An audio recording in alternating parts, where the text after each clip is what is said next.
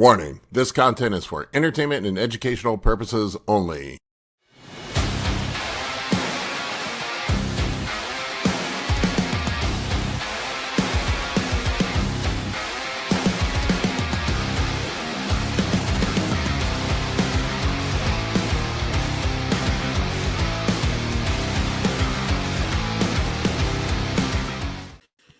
What's up, everybody?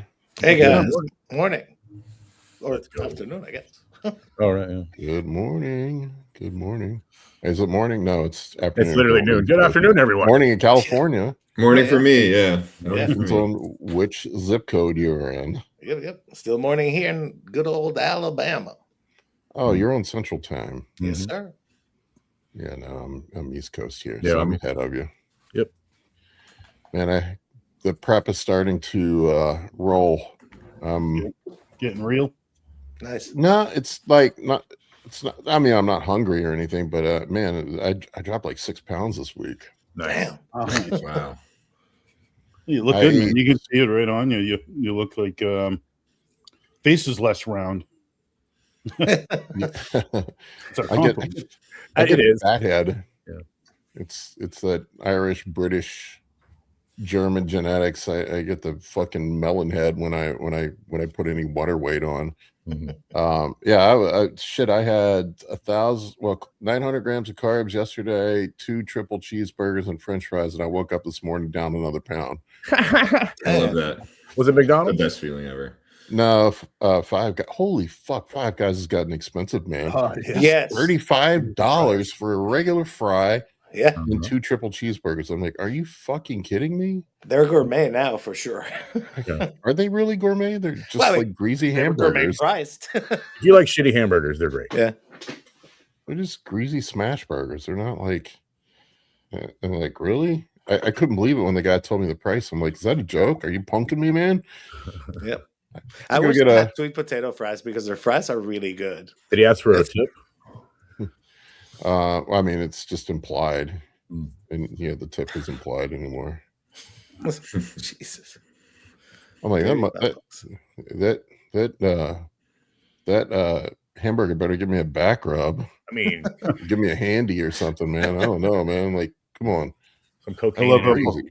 Paul says he loses 6 pounds and then he follows up with his Five Guys order. Let me tell you what I got. Well, it was my high day. I have a cheat meal kind of my high day. Yeah. Well, it seems What's like, the- once you get the metabolism rolling like that, that the mass of them or the bulk of the weight, if you start out lean, the bulk of the weight seems to come off in a few weeks, right? Well, I definitely did not start out lean. And I was worried I wish Justin was on today. I was kind of like, damn, dude, I don't know if I think you probably need to be pushing a little harder. And then just this week, I don't know, the light switch flipped. Probably because the gear is starting to peak. I haven't run any anabolics in a long time. Yeah. So the gear's starting to click in and do its thing. Oh, what's your weight at now? Fasted this morning was 262. Oh, shit, way down. Yeah. Okay. Cool. Yeah. Hey, Paul, how tall are you?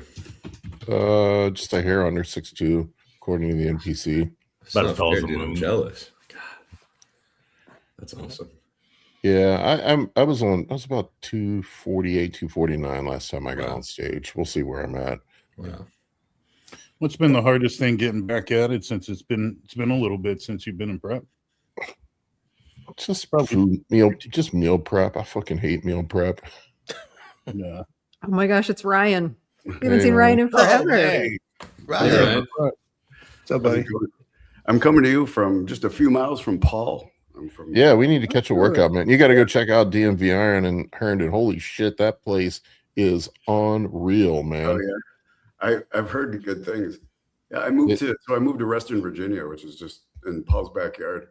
Yeah, Nice. And yeah. Start catching some workouts, man. everybody around here, everybody who works out around here knows Paul. So the manager of my building was Like showing personally, us- or What's that? like personally, or they just know him on the show? Yeah, personally. Oh, that's cool. The manager of my building was showing us our new place and showing us around. And then so we asked her what gyms to go to, and she's like, she went to one of Paul's gyms. I don't know if you want me to say it, Paul, but she said she went to one of Paul's gyms, and I said, "Oh yeah, my friend Paul Barnett goes there." She goes, "Oh yeah, I know Paul." So the other day we're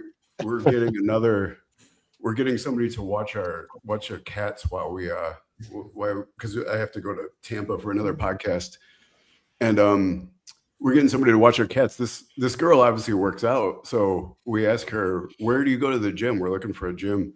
She goes to DMV in Herndon that you're talking about, Paul. And I said, "Oh, my friend just told me that he goes there, Paul Barnett." And she goes, "Oh, I know Paul." Everybody who works out knows you. Yeah, local small time celebrity, I guess. I don't know. Yeah, the DMV in Herndon, it just opened up about a month ago, and it's just loaded with all the new tech stuff and Atlantis and Panada. It's just like they didn't spare a cent on anything. They have an entire floor dedicated to legs. It's insane. I've never seen anything like it. That sounds awesome. How big of a gym is it? What's like the roughly square footage? Like 10,000? No. Probably closer to 100. Wow. Okay, so it's a big gym. Yeah, I don't. Yeah, the shop. I go to the shop. The shop's great. I have memberships to both because I'm that guy that has 8 different gym memberships. But Do you like drive to different gyms based on what equipment they have? yeah, Wow, I do too. that's awesome. I think we all do. let me see Oh what yeah, it Mike is got it the up worst. 45 minutes each way. That's It's an hour and a half a day, man. 55,000 square feet. So there you go. Wow. Big thing. Yeah, multiple floors too, right? Didn't you say there's like 2 or 3 floors to the? Yeah, there's 3 floors. I mean, when you say an entire floor just for legs, like my eyes just went like wide. Like, Yeah, that it's would be crazy, man. phenomenal. Ryan, you should come over Yeah, and train sometime, man. It's right across. I mean, it's right down the street from you. yeah. I'll get with you and see when one of these times when you're going, and we'll definitely go. Yeah, my only complaint is the posing room sucks. That might be on purpose. Nah, the lighting is just terrible. Yeah. I like the posing room. I mean, I don't know. My anybody local here, I like the vibe at the shop better. The only thing I don't like about the DMVR, and I feel like I'm in a young LA convention when I go in there. Yeah, Yeah, that's you how are. it is at my gym too. It's all influencers. Yeah, everybody's 23 years old, and You're like tripping over tripods trying to carry the dumbbells to your bench. It's pretty rough. well, they have Yeah. a I like her. I'm in Venice. Yeah, Venice Gold, right? Yeah. Yeah. they have a no tripod rule at DMV until I think after 8 p.m. you can use them. It's actually a good rule. I mean, that way That's a people who great want to rule. film can come in and like film and like not have to worry about people being weird about it because it's like the open hours to film. Yeah, it's But like, then the rest of the time. Yeah. Yeah. So yeah. Anyway, prepping. I'm losing weight. I'm still like I was looking compared to last prep. I'm a little behind, but I was like ready like 8 weeks out the last time. So we'll see. I shaved down this week and lost about 4% body fat. From shaving? Is that what you said? It's more than that, dude. It's like 8. I feel like a lot of the time. I was like, oh damn, okay, maybe I'm not as fat as I thought I was. Oh, I know what you're talking about. Yeah. Sometimes when I start getting a little fat, I'll shave down and make myself feel better. I tell you, that's my least favorite part of the whole deal, man, is hair removal. Because I'm a hairy dude if I let it go, man. It's a lot of work. I just love it because it gives me an excuse because I hate body hair. I don't have a lot, honestly, but I hate it. So doing this sport gives me the excuse to like be shaved all year, and my wife won't complain. She knows what it's for. So, oh man, I think I saw Dalton coming. I think I can't remember. Dalton, are you doing the Maryland States next weekend? I'll be at the Maryland States, by the way, if anybody's Nice. there, say hi.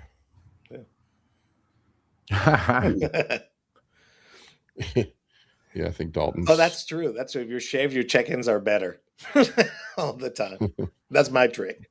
I definitely learned not to use a razor. I don't do the razor anymore. I remember Oh, you got to go the Phillips one the blade. one blade. One Yeah, blade. the one blade is That's is it. the way. The No, only I'm way gonna- to do it, man. I've got a sweater to carve through first. Yeah, Pull yeah. up the feed backer. I had to. I'm so hairy, man. I had to do it like in multiple stages this week, man. It was like, all right, we're getting the back today. Tomorrow's gonna be the legs. Do you shave outside, or do you just put like a bag down on the ground? Nah, man, just fill up a trash bag full of hair. It was. I'm not allowed to go inside. My girlfriend yells at me. My wife You get hair gets everywhere. happy about hair everywhere too. But Yeah. I'm the same as you, Paul. I have to do it in shifts. I'll do back on one day and then legs on another day. And You'll see them on stage. The guys that have never shaved with a razor before, and they do the razor 2 or 3 days out, and then they look like a porcupine on stage. They got the red spots, the razor burn all over them. Yeah, You you the got tan to just makes the razor burn look even worse. I see that all the time. They always think like, all right, this is my last chance to shave right before the tan, and then they go to the razor then, and it's always the biggest mistake. Oh, yeah, huge mistake. But if you like, I got rough skin like under my neck, and like I've had skin damage from working outside my whole life, and so it's a little rough with the razor. But if you temper it, like if you slowly take your time, it will get better. Like it will be acceptable to use a razor. I've gone to the point where once a week, just a quick go over with a razor, it does the trick in the shower, and it's not a hassle. That's It's it. when you let it go for too long. All of us guys can tell you something. You got one spot on your body. If you let it go too long, it's like you got to pull the weed whacker out. Yeah. Dave, we're matching. Hell yeah, man! Oh, I need one of those, man. Yeah. I'm repping hard today. Yeah. Message me your address, Gonzo. I'll get you hooked up, buddy. Thank you. I'd love to wear them for podcasts and things like this. This brand is a local, one of our local IFBB pros. He does Beyond Driven, so I tried to help him out. He's our posing coach too. And these shirts are super nice, dude. My tanks will add 10 pounds of muscle to you, Gonzo. Dude, even the shirts, man. It's like the way it cuts off your arm. It makes you look like you got massive forearms. It makes me feel good about myself. Those are the ones I wouldn't fit my neck, man. I couldn't. I No, need I a gotta guy- usually apnea cut them check. a little bit. Yeah, sleep apnea check. You gotta cut that. You need probably have sleep apnea. So you wear I'm that wearing the blue t-shirt? collar sports bra today, Dave. It's my favorite. The way you guys designed it is perfect. There you go. Good. Good. Me too. Well, anybody hit me up. They are for sale. Just hit up my Instagram as you see below. We'll get you covered. Yeah, they're great shirts, guys. Anyone Yeah, they're listening, nice. fit really nice. Somebody Hey, asked a and if question, you they wear one, paid it looks for like you're to have 10 more pounds of muscle. Give me 2. I'll wear them one over the Double other up. one. Do you want to, Paul? Do you want me to ask the paid question now or save it? Sure, we'll get it. Get it now? Since, From Mega Anarchy 69. Halo for bodybuilding for the last 2 weeks, along with 750 test, 450 EQ, 50 Anadrol to break through a strength plateau right before starting a cruise of TRT. I'm You assuming don't see this the is not a question here? show. Is that a statement or a question? Seems like a statement. That's why I'm like, I'm not seeing the question here. I can't Mega hear Anarchy. nothing, Maybe guys. there's more to follow.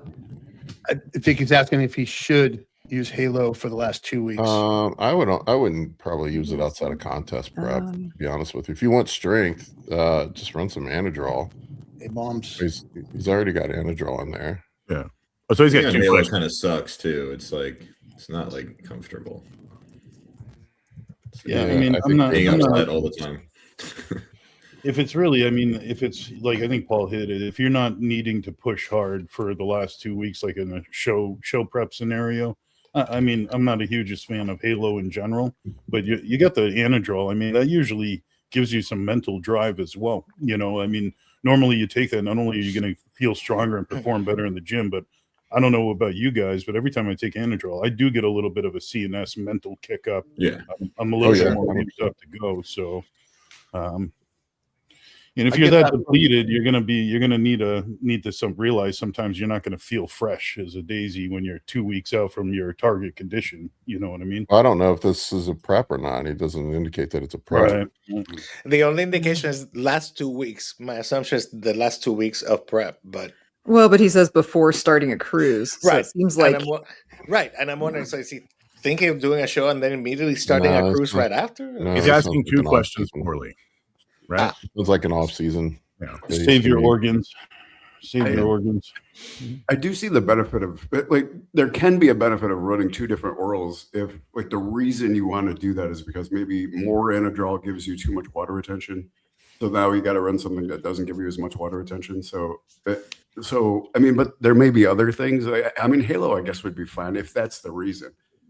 Like you don't. Well, want Ryan, wouldn't you make an argument that you could actually swap the 50 Anadrol for 50 Anavar and just you'll also get a little bit of a better look from it, and you should get some performance gains from Anavar. Paul will tell you for him it makes him strong as a bull as well. And then just switching compounds, switching the orals, sometimes you'll get a revigorated feeling just being on something you haven't touched in a little bit. Yeah, I could see that too. I I never never understood an argument for instance, a lot of times it's D-ball though. Like I mean, this was back in the day when D-ball was popular. Like somebody would like if they breached a certain dosage with D-ball, then they'd get way too much water retention. But they would use it for strength gains, so they would have to use like 25 D-ball and then another 25 or 50 oxandrolone, just so the water retention wasn't too great. So I can see that argument, and I'm not even saying that yes, that's exactly what I do, but I can see that argument. So if that's what this person is trying to do, then maybe there's an argument for using two different orals like that. Sure. Sure. So I've been getting some strength preservation at the end of this prep from YK11. I chose to go that route rather than adding an oral at the end. I'm curious about this. How's that been for you? Yeah, fantastic, man. I know Steve's been talking a lot about it lately, and then I was on the Parabolics channel with Austin and Mason, who have both used YK11. They use it like Anadrol basically for the sympathetic drive and some strength gains in the gym. I don't get a lot of the side effects that I would get from Anadrol as far as like crazy ass blood pressure and all that other stuff. But I am, I'm just as strong a day I started prep right now at 26 days out as I was then. Have you checked your GGT, LTST? Is it? Not yet, but I just started. I haven't taken it for very long. So I think I'll probably have 6 weeks on the compound before I pull it before the show. And then I'll do labs just to take a look. I've seen it hit people pretty hard on their liver enzymes. Was Steve saying that it doesn't touch his liver enzymes specifically? I don't know, man. I've seen the opposite. Yeah, that's what I've seen too. I don't know, but I thought I might be misquoting Steve here, but I thought he said that it was pretty nice on his liver. I don't know though. I've never run it personally, but I've had people. Yeah, me neither. Blood work consults, and they definitely show some. We also haven't had to push you that hard on this prep either, Mike. So that's certainly been a benefit too. What version of YK11 are you using, by the way? If you're at liberty to share, injectable YK11 at 10 milligrams. It's dosed at 20 milligrams per milliliter. I take half of that, half a milliliter. Okay, and do you do localized? Is there like a localized effect?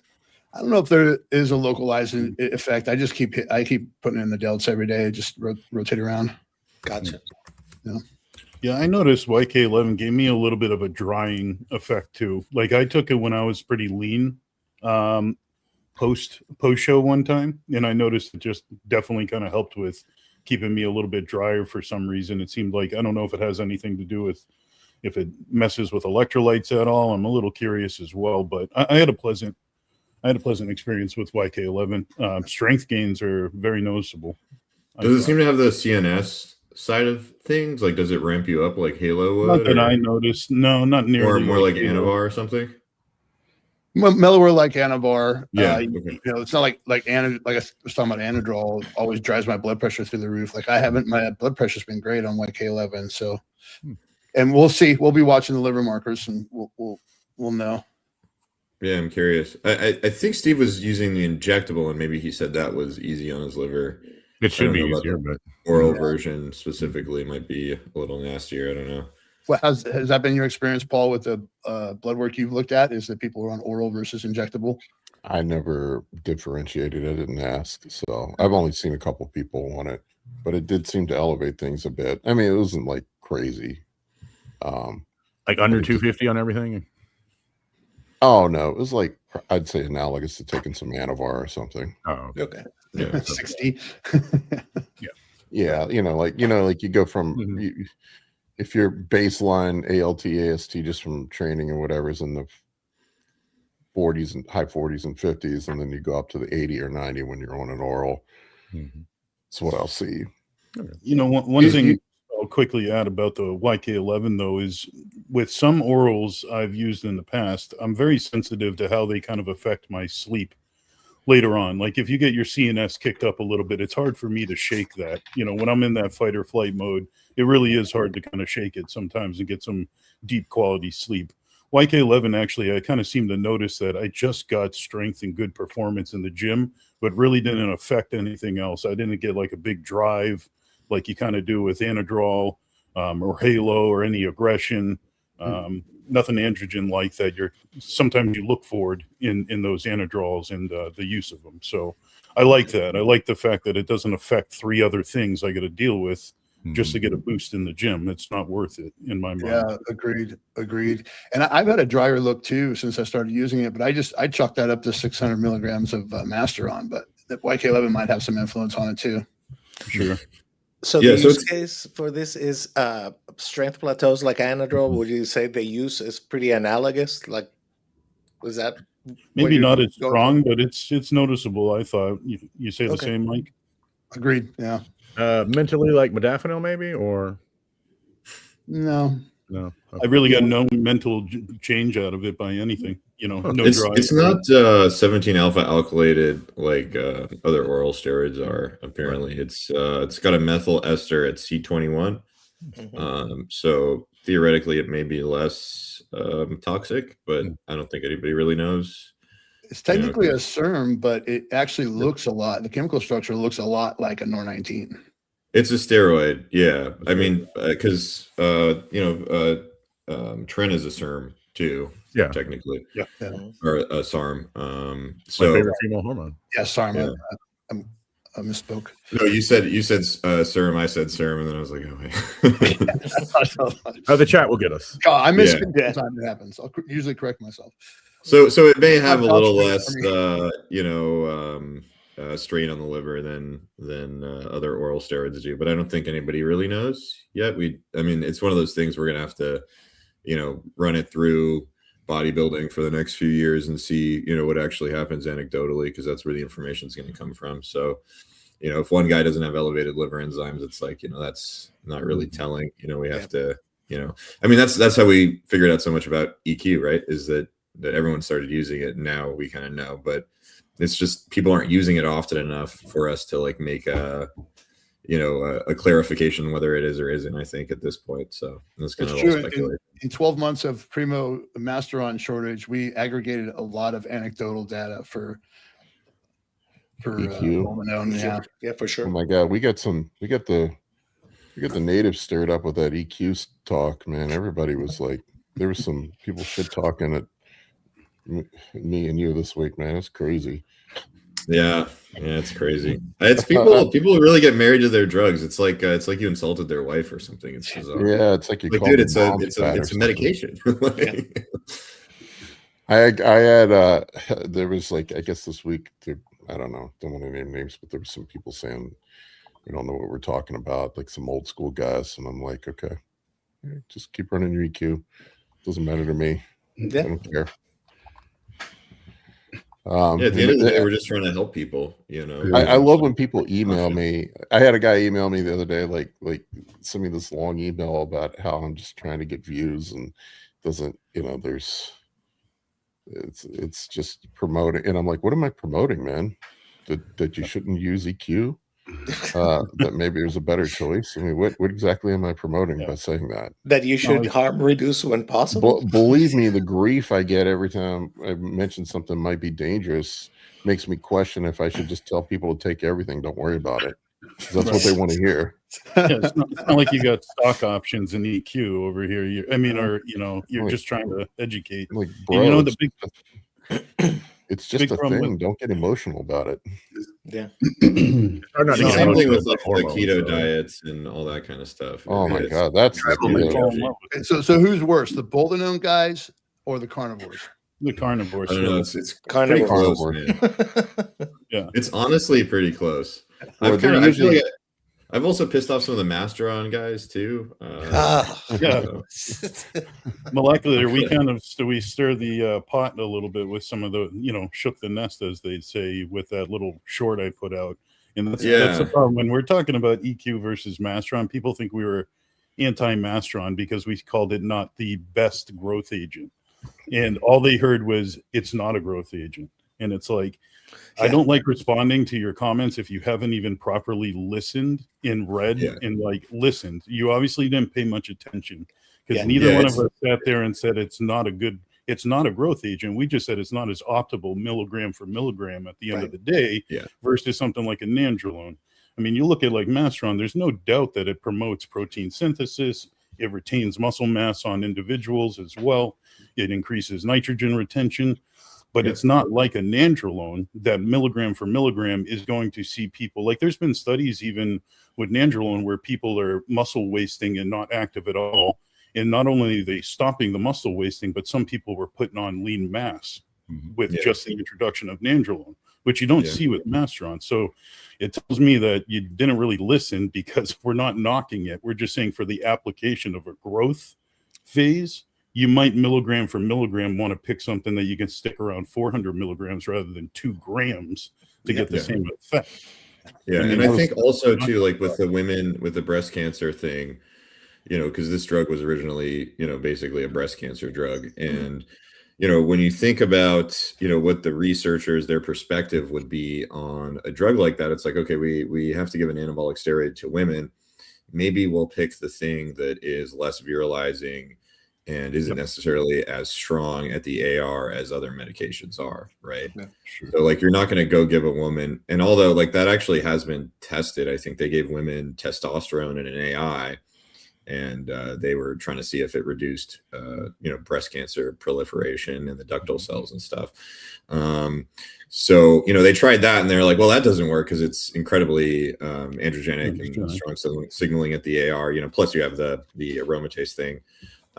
So we'll give them something that's a little more mild, right? And I think that is the perspective that they were coming from in those studies, just because it's like it's binding affinity to the AR, at least in those assays.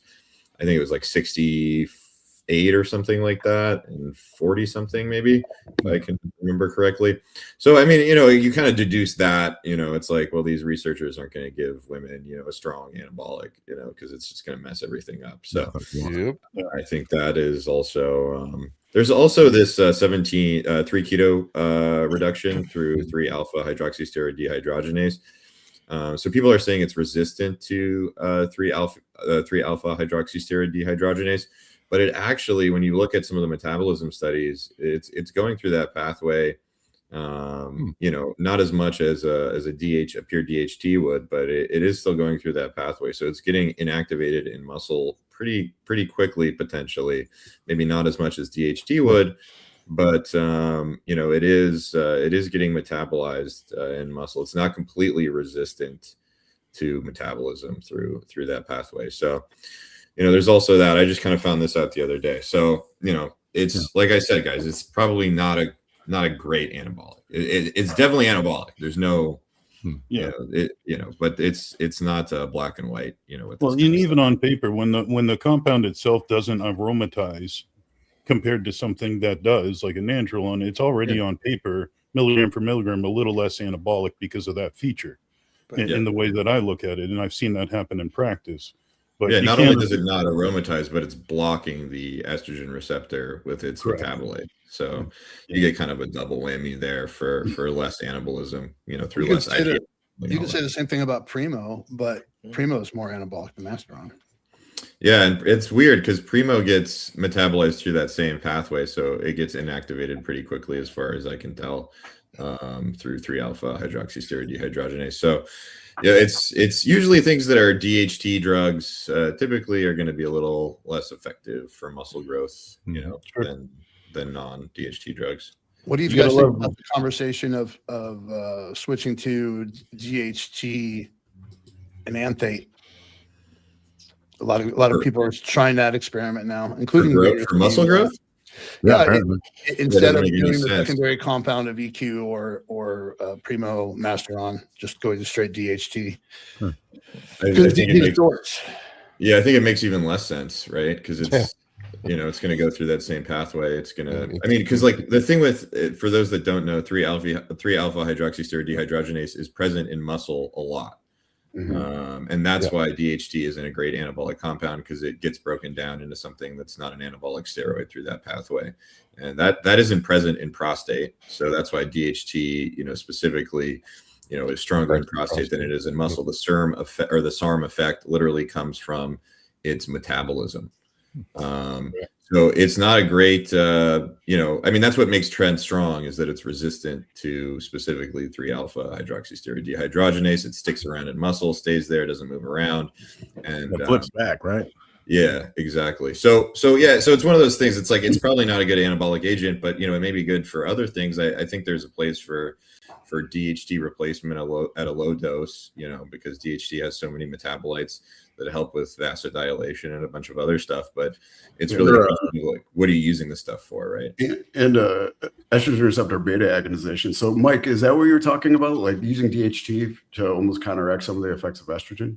Mhm. Or just as a secondary compound to testosterone. It's not going to grow any muscle, from what I Yeah, understand. it won't grow muscle, shouldn't. but especially it can counteract some of the effect. One of the metabolites of DHT specifically agonizes the estrogen receptor beta quite with high affinity. So Makes sense. And that's the metabolite that goes through 3-alpha hydroxysteroid dehydrogenase, by the way. So it's that same pathway. It gets inactivated into something that actually agonizes the ER. I brought this very topic up about Masteron, and people were like, and I brought up Chase Irons, and people were like, "But Chase ran Masteron." I'm like, dude, he also ran 5 grams of test and 18 units of Serostone. Trouble I don't think- is like, where people are saying, well, it's anabolic, and it's like, yeah, but anytime you're going to run it is going to be with a lot of testosterone, because you literally have to. Yeah. Like, Yeah. crash your estrogen signaling. So there's no like, you have to run it with a lot of testosterone, at least at a 1-to-1 ratio, sometimes a little less, but it's going to be a substantial amount of testosterone in there too. So we don't really know.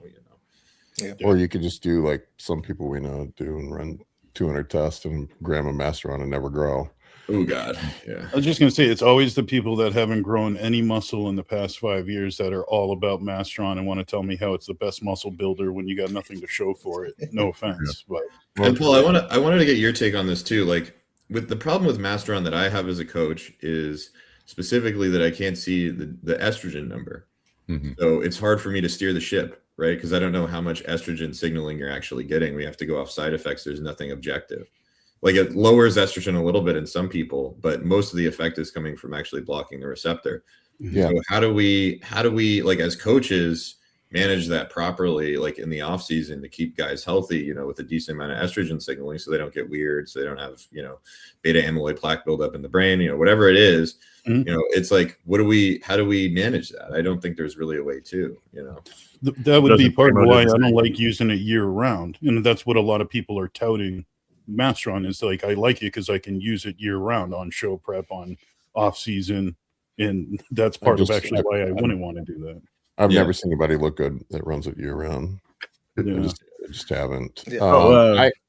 I think if you're in a situation where you're a highly high estrogen converter and have a lot of estrogen issues, which was me in the past, it can be beneficial for certain people. Sure. Yeah, I or if you have maybe gyno or something that's like, Yeah. no matter how low you get your estrogen, it's still causing issues. I would say think more times than not, the people I run into tend to have issues with estrogen than not, right? I mean, that's usually what I see. Mhm.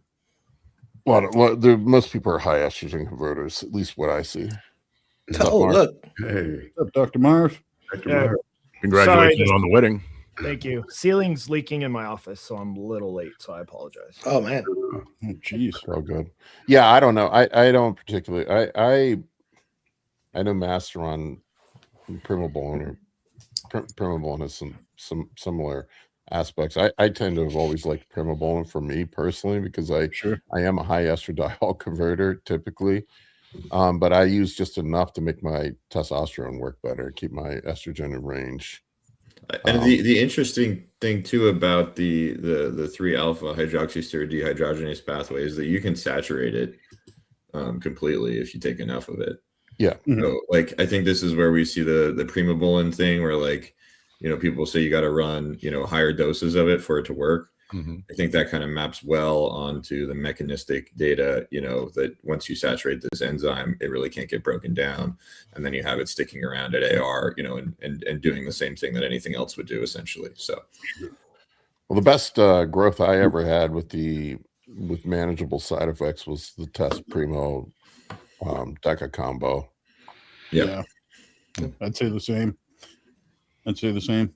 Well, doesn't a lot of this, our discussions on whether it's EQ or Masteron, doesn't this always just at the end of the day kind of back up the discussion that testosterone should be your number one anabolic agent that you're using no matter what? Everything just makes it sound like, so you're telling me that I really, at the end of the day, need to make sure Hang on I'm a second, Dave. maximizing my testosterone.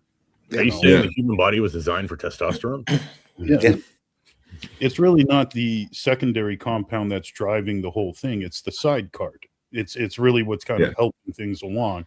And what secondary compound you pick does make a huge difference in how well that testosterone, your main compound that you're running, is going to be effective for you. So I would love plot them correctly. I would love to experiment or see somebody experiment with running really high test GH and just an AI and see what the fuck happens. That's what I've done most of my. I'm sure somebody has done it. time. Yeah. Well, I want to see a mint DHT experiment. I'll do it on my next rebound. I mean, I have no problem because that's probably one of the most manageable and safest and healthiest and easiest, and like everything can be easily managed with those three factors. I don't know, man. You look at all the dudes that are the biggest; they all run a shit ton of tests.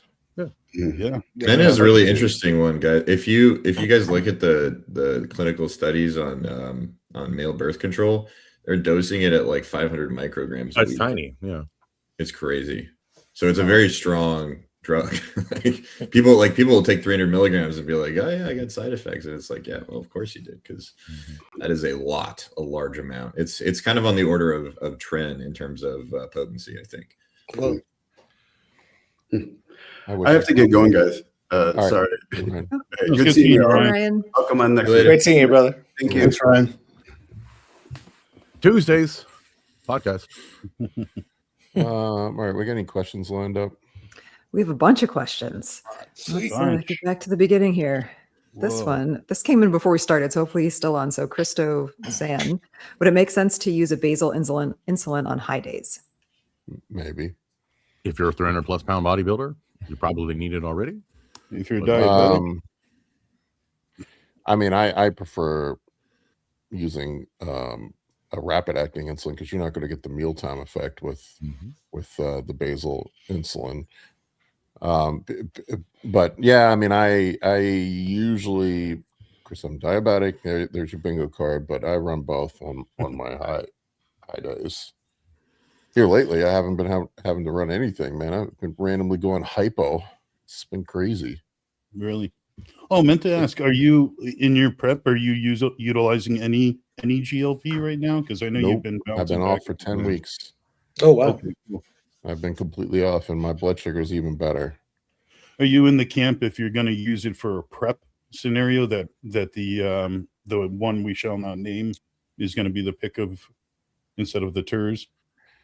The triple agonist. Yeah. Depends. I think theirs is better for appetite suppression if that's what you're the dual agonist if that's what you're after. Application and reason. Yeah, makes the I biggest just have difference. seen people on Reddit there. I just said it. The triple agonists have a hard time filling out. It seems like. Mhm. Yeah. The heart rate thing is a big concern for me. Yeah, with the heart rate hardware. thing. Yeah, I was gonna say like a little bit of that. We were talking just now about side effect management, and that's a huge one, like the heart rate thing. I'm Yeah. going, man. I'm kind of tilting back the other way now. Like I was all in on the GLP-1s, and now I'm kind of pulling back on it because I've just seen a lot of funky stuff. I don't know if you're seeing this either, Molecular, but I never had seen guys be anemic and have all these micronutrient deficiencies until GLP-1s. Low ferritin, low iron, low folate, low B12, low vitamin D on GLP-1s, and it's got to be something to do with how it affects gastric emptying. This is just my bro sciencey look at it, but how it affects gastric emptying and micronutrient absorption. It just seems to be You see guys on like 5-6 milligrams of this stuff, particularly with heart rates in the 80s sometimes, and yeah, that's what happened to me. And that's like it's not only a concern, obviously, like with hypertrophy, LVH kind of stuff over time too. If you're doing it all the time, it's also a concern with recovery. If you can't get your heart rate down at night, you're not going to be sleeping very well. Yeah, and, that's not good on contest prep. You're already going to be sleeping poorly. So it's not something that you would necessarily want to dose high from my perspective, just because you get into this issue where it's like you can't relax, and that is horrible. Can we ask Dr. Marv, have you seen that in your practice, Dr. Marv, with all these GLPs going around? Has recovery kind of been affected as a whole, as an umbrella to people, or what?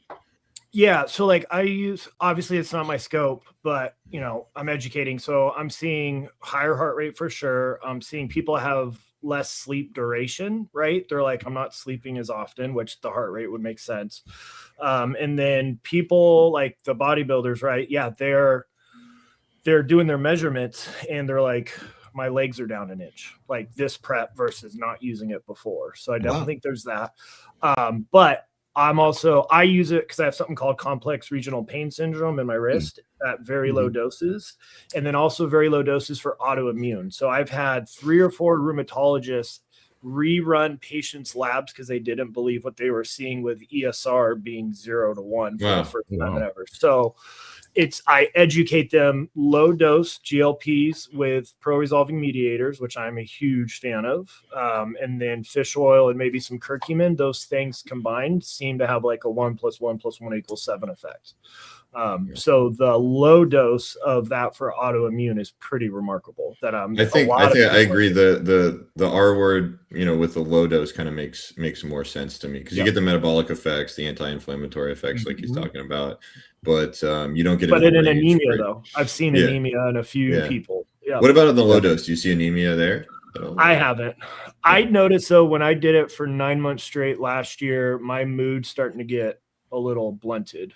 Dude, that was my thing, man. I became like completely apathetic. Yes. So I took a break. I just brought it back 5 weeks ago, and I'm only going to probably, because it helps, it shuts my pain from like a 7 down to like a 3, which is, for me, that's 0, right?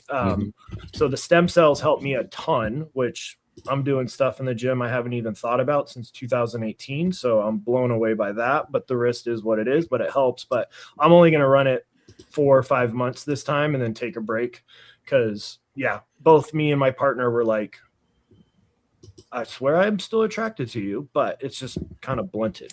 I know what's going on with this issue. Go ahead, sorry, Paul. I had the same issue. I just didn't give a shit about any of that. Like, sex drive sucked. Now it's being studied for addiction, so like there's a lot of potential there because it is changing all that. So that's potential, but I felt like I didn't get a dopamine hit from anything. Yeah. Which was, I don't know. I like feeling things, man. I don't know. I've come, I don't know, man. I don't know if I'm going to go back on it. I am having issues with my strength athletes though of hydrating, because they're not hydrated. So like a lot of them are like, you have to set a timer. So I finally followed my own advice. So every 61 minutes, my alarm goes off, and I'm having all my strength athletes, because like strongman games is ramping up, right? And like that's the number one way to get injured is be dehydrated. So the less fluid intake's becoming an issue. And then I'm, educating folks. You probably want to take a methylated B complex when you start this, just because it is going to change. Yep. Yeah, that's something. Bariatric vitamins. My attention. Yeah, it's almost like a diuretic. I think that's the good way to think about it. If you're not hydrating properly, it's very, very similar to taking like chlorothalidone or hydrochlorothiazide or something. Do you know Dr. Mark? Do you know what's going on with the dopamine stuff? I haven't looked into it. Not. I mean, I haven't looked a ton at it, so I would just be guessing, and I don't like doing it. So I'll guess. Honest about it. You're hitting the switch. You're hitting the switch less for your dopamine hit. You get lower result every time, so you do it less, and eventually you don't care anymore for your dopamine. Yeah. For the nutrient thing, yeah, the delayed whatever absorption does make sense. Gastric emptying, yeah. Yeah. Mhm. And Are you then I would supplementing with say- iron too, Dr. Mark? Depending if they need it or not. Yeah, right. Yeah, I don't like not just like an blindly, but- automatic. Yeah, no, thing. I would rather much be more needs based Yeah, than just yeah. blindly. Yep. I never in a million years saw dudes on PEDs with low ferritin until this. And I just have been seeing it one after another on blood panels. It's crazy. Well, you caught that on mine, and I didn't even look at it until you kind of mentioned it, and then I looked, got my blood drawn again, and that was the case with me. Nothing wild, because my But dosage it was trending down. Yeah, and then I didn't Wild pull up speculation. full micronutrient panel, but I should. I mean, they're a little extensive. It's almost always Um, associated with curious folate about and that. B12. Mhm. Yeah. Plus, it Yeah, makes you your got to look blood- at them together. Oh yeah, Now, I was gonna Amy, say- Amy, you had mentioned though that when the GLP-1 first was coming to market for, I think when they were using it for fat loss too, they had mentioned B12 shots or something, some sort of shots, and everybody Yeah, glossed the initial dosing recommendations when it came out and was put out to medical providers was to absolutely be monitoring B12 and iron, specifically B12. They saw right away, even with generation 1, with the semaglutide, was a recommendation right off the bat. Gotcha. I didn't even hear that. They must have glossed over that until you brought that to my attention. She talked about it a year ago on the show. No, I mean, just like I never heard that other than from her. Like Oh, I yeah. never heard it from I know a lot any of the- advertisements or whatnot. Compounding pharmacies are actually putting B12 in with the GLPs. Well, They're they do skipping that as around. a way to get around, to compound Yeah. it, to make it unique. That's why they were initially doing it and adding all kinds of other stuff into it as well. But there is legitimate benefit to having B12. Yeah. It's probably the best form of administration would be through the shot. I mean, most people don't have obviously a problem absorbing it. Like my father has to take shots because he doesn't really get it orally very well, or absorb it, from what I understand. Mhm. But Yeah, then you try- got to Water remember soluble. B12 could be stored by the liver. So I've seen more elevated B12 in the last 18 months than probably the previous 18 years combined out here, Right. which is wild. Because people are going to med spas and getting B12 shots. Every single week. And I'm like, Yeah. no, Yeah. like you could store it. Like, let's chill, so. Yeah, Yeah. B12 takes about 4 years to run out of your body, usually. We have a Alright, let's paid look- question. Oh, here we go. This one, hello, I'm at 102 kilograms, 181 centimeters. I have low T6 nanomolars per milliliter. SHGB also low at 8. Do I lose weight? And then if testosterone is low, hop on TRT or just hop on it for the benefits? The Not first sure. time. Get on TRT. Get right on it. Yeah. Yeah, if it's low, why wait? It's gonna help. It's Yeah. gonna help you with your weight loss. And you're gonna feel you're better. You're gonna feel miserable. Yeah. Yeah, and then you're going to recover better from if you're going to take an active stance on dropping some body weight, hitting the weights a little harder. You're going to recover a little bit better with your hormones being in. You're just going to have a better attitude approaching it. So I don't see much of a reason not to. Plus motivation. Like, you don't realize how apathetic you are. Like, if we went to bed at our hormone levels at 22 and woke up where he is there the next day, you would go to the hospital. So you'd be like, something's totally wrong. Right. So Well, you don't decide to go race your car and go, should I fill up the tires now or do it later? It's like, well, do it now before, while you need to. This is the That's a great analogy. I love that analogy. I'm stealing that. Go for it. Yeah, I mean, if he's got low T and low SHBG, wouldn't that be indicative of some sort of metabolic disorder? Yeah, it or doesn't liver add up. issue? I mean, what do you Maybe think? they're Malek? throwing in some other androgen that we're not aware I mean, of. usually that would be like maybe he has I think maybe he has insulin resistance or something like that going on. Yeah, I'd agree. I think something weird's going on. I'd do a full panel and suss it out for sure. Yeah, I would check your A1C out, see where that's at, or see if your triglycerides are elevated, because sometimes high triglycerides can be, your A1C can be normal, but your body starts spewing out lipids because you're insulin resistant. See what your fasting insulin levels are. See if those are Sure. elevated. Would be good. Yeah. 102 kilograms and 181 centimeters. That's what, I roughly don't know, man. 200. It's Chinese to me. No, I'm thinking 225, Uh, under 6 foot. just to have an idea of the body 220 composition. 224, 225, 230. So 230 and 181 2.2 is pounds how per- tall? per kilo. And it's like 6 5'10", right? Okay, so definitely, unless he has a lot of muscle, definitely somebody that's Now, correct me if I'm wrong, but if his SHB is that low too, wouldn't there be something off with his estrogen as well? Don't we need estrogen involved to bring up SHBG as well? Maybe, maybe not. I'm not I too don't familiar know. with the condition. It's more than likely it's some sort of metabolic disorder. I would It's say. yeah, he's got insulin resistance or he's type 2 diabetic. It's Yep. one or the other. That's what's going to drive SHBG that low. Yeah. Insulin, fasting insulin, C-peptide, maybe a homo-IR, A1C. Yeah, C peptide to see if he actually is making insulin. I mean, I guess you can suss that out to see if he's fasting insulin levels. If they're high, then his C peptide's probably not going to be an issue. Yeah. But triglycerides, you know, if you, it's amazing to me how often doctors will overlook high triglycerides. Like, I look back, like before I was actually diagnosed, I would have high triglycerides on my lipid panels all the time, and the doctor just like would throw drugs at it to lower the and not ever look to see if I was insulin resistant. It was That's just because all they're looking at is the LDL cholesterol a lot of the time, and yeah. Not looking at the whole thing. But yeah, high triglycerides in isolation usually is a sign of insulin resistance, early sign of it anyway.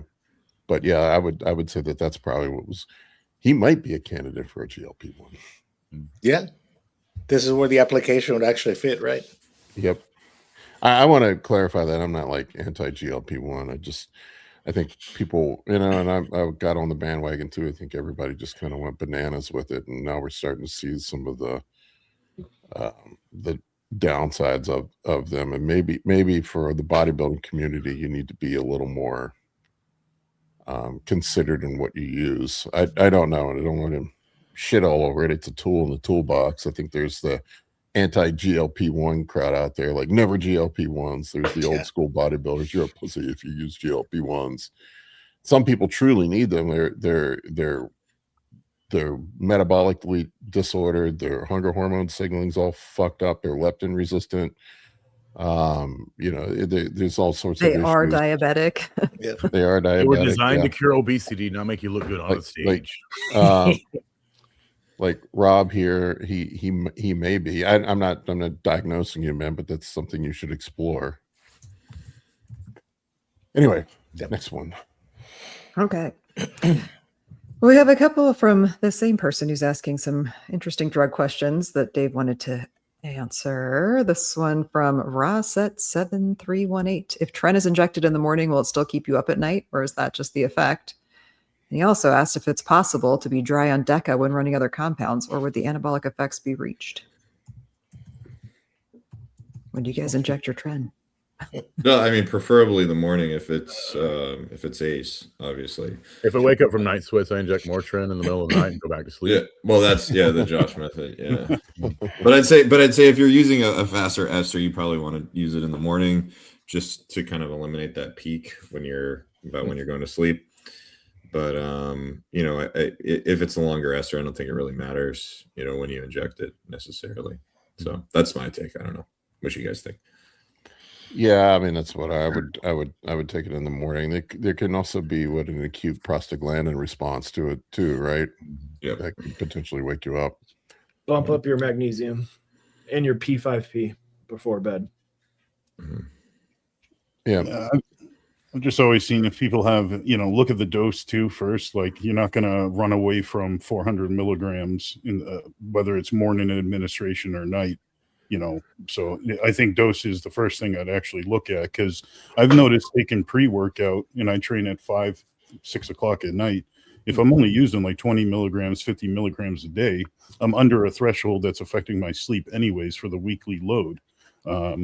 But that's just me. I mean, some people are super sensitive. Then you got Josh over here who could take a bottle a day and he doesn't get affected by some of those. I took 600 on Thursday, no problem. I think if you're having sleep issues or anxiety issues on Tren specifically, allopregnanolone replacement makes a lot of sense. You know, when you agonize the PR, you basically destroy that downstream signaling. You know, the allopregnanolone is basically your brain's endogenous benzodiazepine. Mhm. So if you can replace that, it can ameliorate a lot of the issues associated with the anxiety and the sleep stuff. I think that's kind of an under talked about thing on trends specifically. And these are some of the side effects we decide on if we're picking the right compound. So like, is this what I need necessarily? Like, is sleep, if it gets messed up for me and most of my clients, it doesn't outweigh the positive gain from some of the compounds. Sometimes it's just not worth it. The juice ain't worth the squeeze. Right. Yeah, So exactly. evaluate that with yourself too. 2 weeks up from a show, I might just rough it and go through what I need to go through to get the look I need. But that's just me. I think we have ways to deal with the sleep now. I'm gonna get this video out soon, but you know, there's a lot of stuff you can do to kind of get rid of the sleep issues. My only concern with bringing the information to the public is that it's just going to mean people can run more tren. But you know, I think there's a lot of things you can do to improve the sleep and you know, the mood stuff on tren specifically. You know, but doesn't mean you can run more, obviously. So Yeah. Yeah. I think about it like this: they're already harming themselves. With your information, they might do less harm, or people might learn new ways to put themselves to go to sleep at night. You know. Yeah, exactly. Yeah, we'll see. All right. Well, so we had a little bit of an update from Rob. There's the other half of his thing about his DECA the DECA question. Yeah, I just wanted to grab that real quick. I don't like it on cuts because I just, as a coach, I can't tell what the fuck's going on. Yeah. Like I can't see, you know, you can certainly lose fat on DECA. It's not changing thermodynamics, but usually people are just watery. I can't see if you're lean or not. Yeah. But it depends on the look you're trying to go for. I'd be looking at what my estrogen is doing more for the dry look rather than what my other compounds I'm running. Like Mastron's not going to outweigh the DECA making you look a little watery, in my opinion. It would be, where is my estrogen at this moment, and correlated to your look. Yeah. And the whole thing about off-season versus contest prep too, to me, like that's what Paul mentioned is super important. I know that you know, I can see it.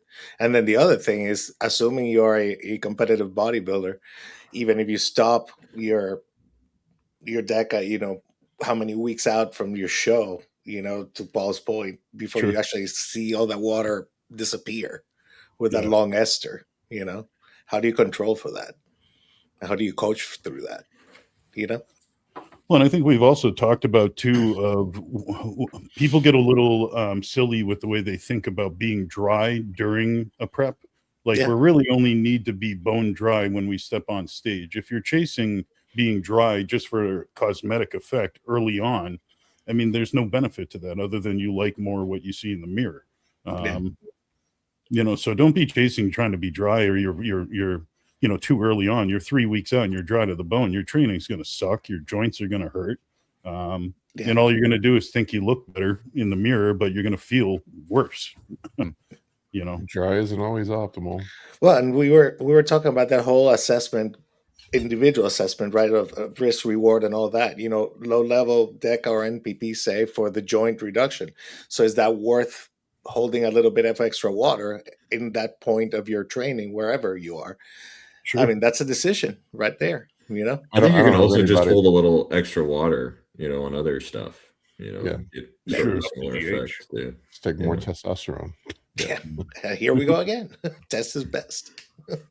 I just don't know of anybody that runs Nandrolone on cutting phases. It's not usually a tool that's used. Yeah. What was the next one, Amy? Sorry. Oh, it's all right. Well, this isn't really a question. I don't think this is another one from Mega Anarchy 69. A lot of absorption on orals happens in the intestines, and sublingual bypasses that. So sublingual is actually good for any orals as advertised everywhere. So yes, sublingual can be good for some things. Yeah.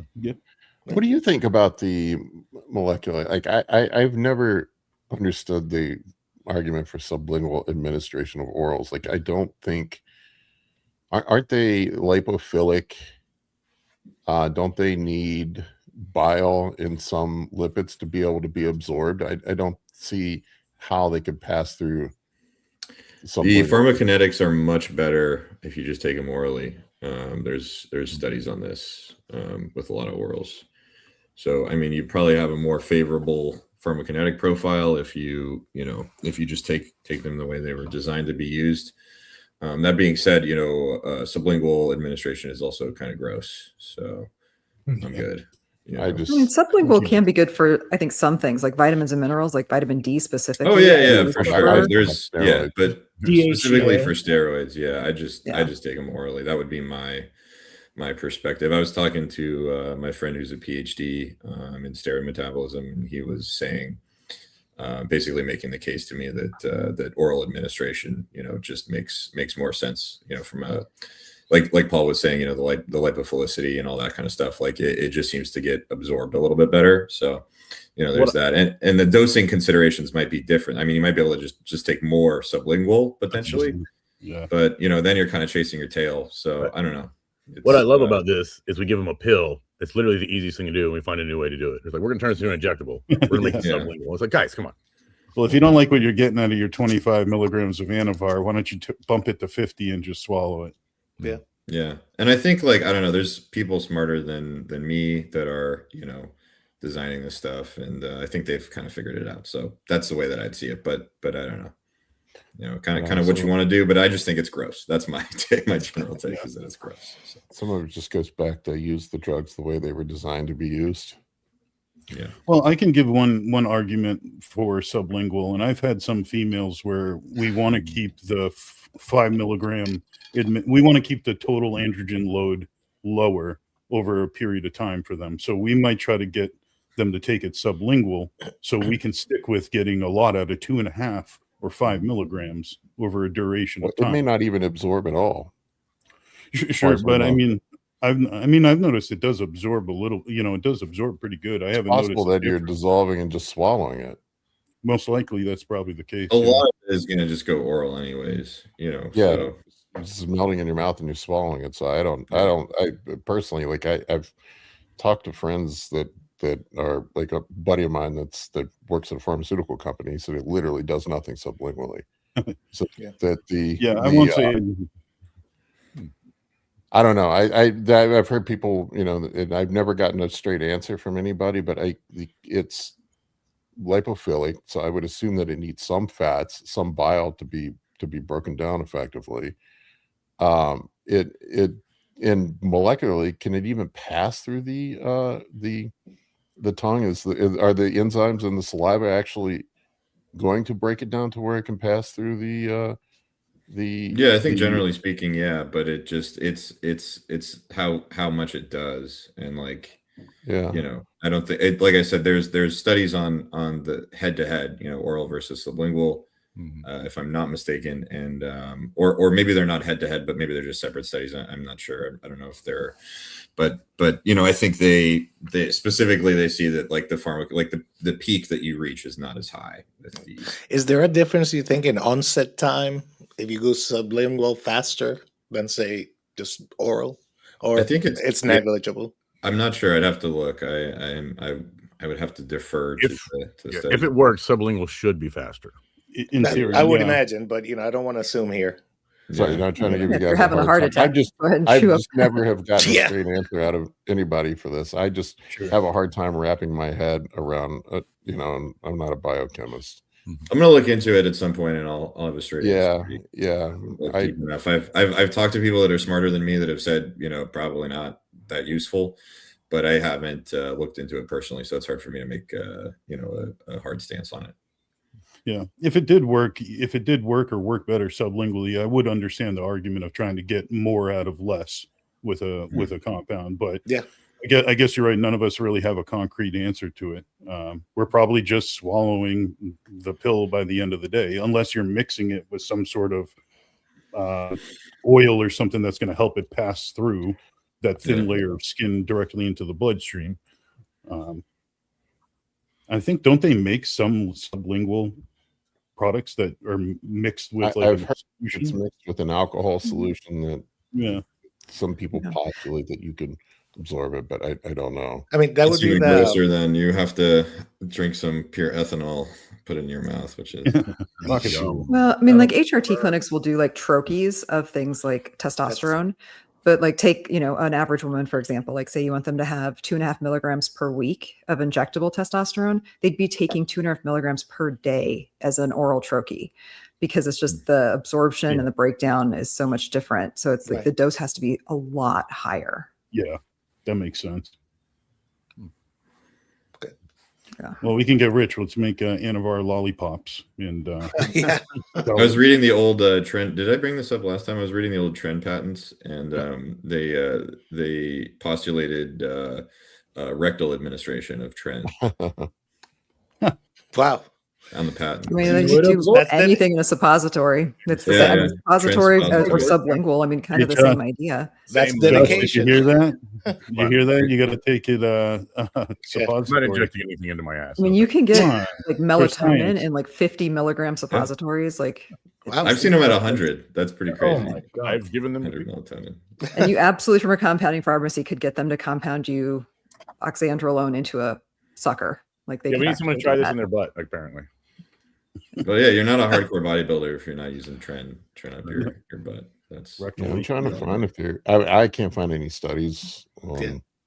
Well, like Anavar is a smaller molecule. It's what 300 Daltons, which the absorption through the skin's either 400 or 500 limit. So, but like other compounds, like I don't know what the size of Anadrol is off the top of my head. So, yeah. it really now you can do topicals with like I've got a laser that drives it into the tissue, different thing. But like there are some things via iontophoresis, but again, not a lot of people are going to have access to that.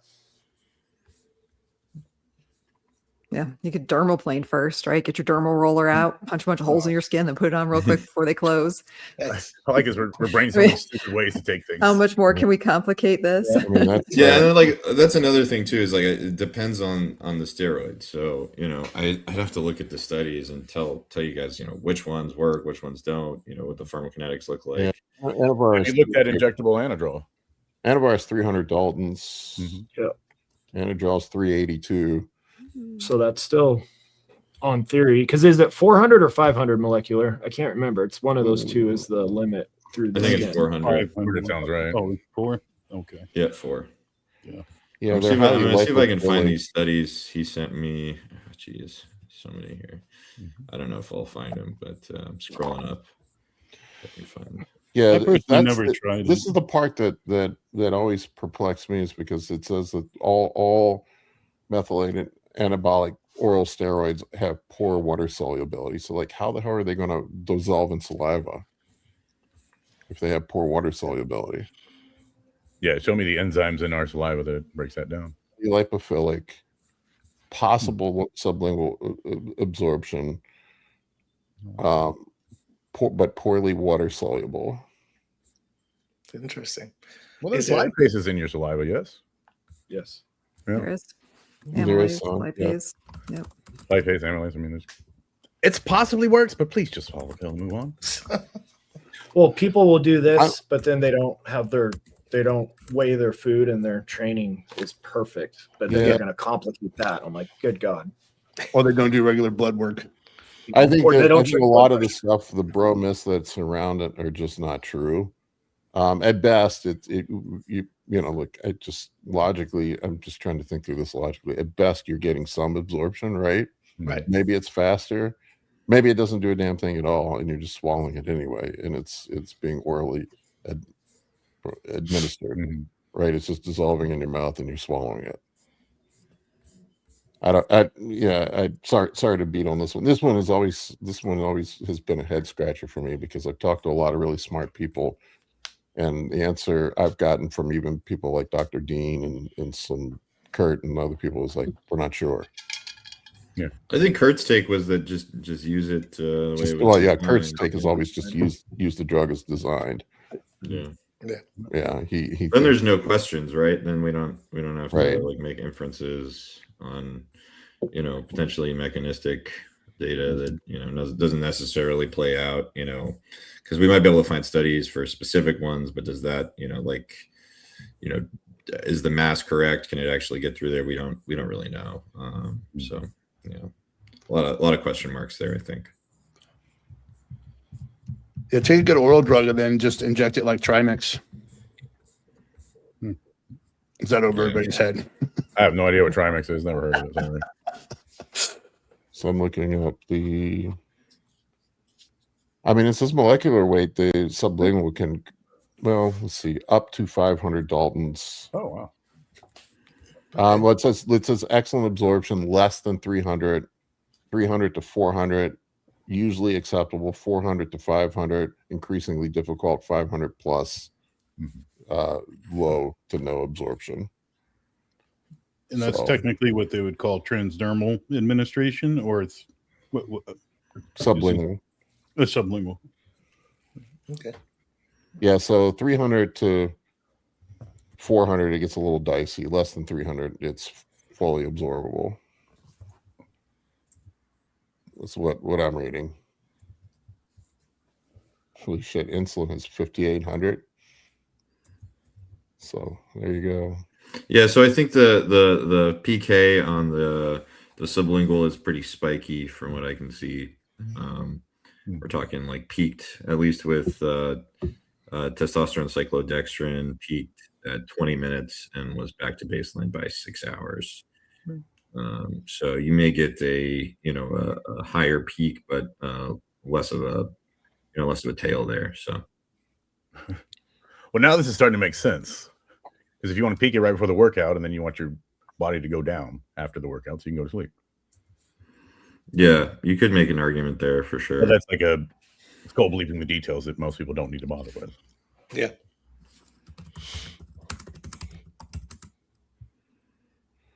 Anyway, sorry to go down a rabbit hole. I'm just curious because I've never been able to get a straight answer out of anybody. We should definitely make a flip.